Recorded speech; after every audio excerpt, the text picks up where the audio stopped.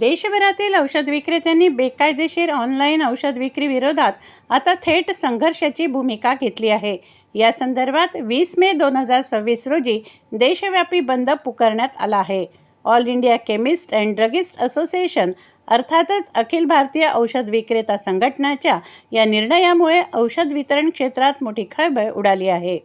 संघटनेचे अध्यक्ष जगन्नाथ उपाख्य आप्पासाहेब शिंदे यांनी पत्रकार परिषदेत माहिती देताना केंद्र सरकारवर गंभीर आरोप करत सांगितले की बेकायदेशीर ऑनलाईन औषध विक्रीमुळे देशातील तब्बल 12.50 लाख औषध विक्रेत्यांचा व्यवसाय धोक्यात आला आहे।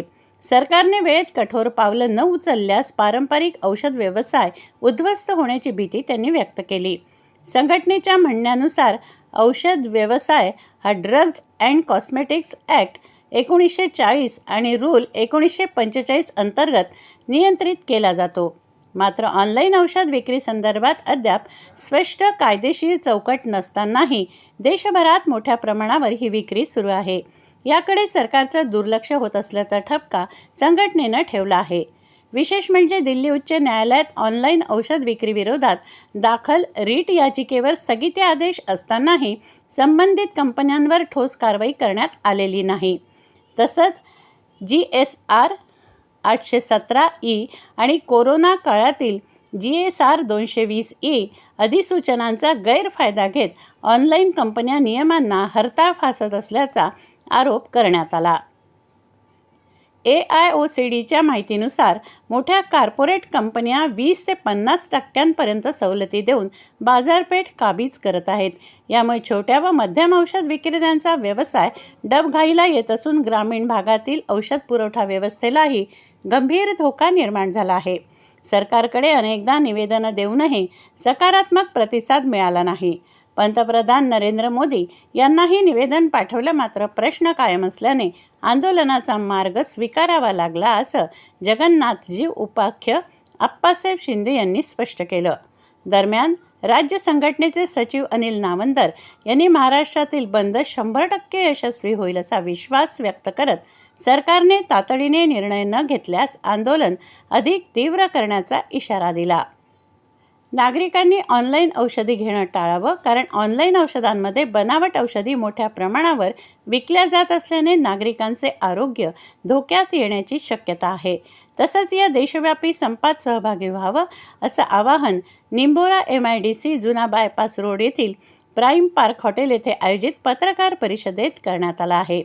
पत्रकार परिषदेला Amravati district chemist and druggist असोसिएशनचे अध्यक्ष सौरभ मालानी, सचिव राजा नानवानी, अमरावती झोन अध्यक्ष प्रवीण देशमुख, संजय बोबडे, सहसचिव राजा टांक, विजय खंडेलवाल, दीपक सोमय्या, जिल्हा उपाध्यक्ष मनोज डफळे, कोषाध्यक्ष तुषार कासट, शहर विभागाचे दीपक नथानी, विजय खत्री, अंशुल अग्रवाल, गोविंदा केला, निखिल देशमुख, कौशल सारडा, रवी तोटे, तन्वीर पटेल, अरुणा चौधरी, भारती मोहकार, अनिल टाले, फिलिप कोठारी, विवेक काळबांडे, राजेश पाटील शिरसाट, अतुल अहिरे, राजेंद्र नाहर, संजय पिंपळखुटे, गणेश बंगले यांच्यासह अनेक मान्यवर उपस्थित होते।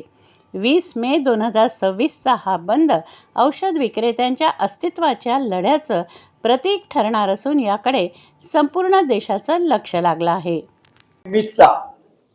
20 बंद हा देशव्यापी केमिस्ट बंद आहे। ऑनलाईन सेल ऑफ मेडिसिन बंद करावा, 220चं नोटिफिकेशन रद्द करावं आणि डीप डिस्काउंट बंद करावा किंवा ड्रग प्राइस कंट्रोल ऑर्डर रद्द करावा या मागण्यासाठी 12.5 लाख केमिस्ट 19च्या रात्री 12 वाजल्यापासून 20च्या रात्री 12 वाजेपर्यंत बंद राहील। सरकारने आमच्या मागण्या या बंद अखेर नाही दिल्या तर अखिल भारतीय औषध विक्रेता बेमुदत संपावर जाईल। धन्यवाद। हिंदी मराठी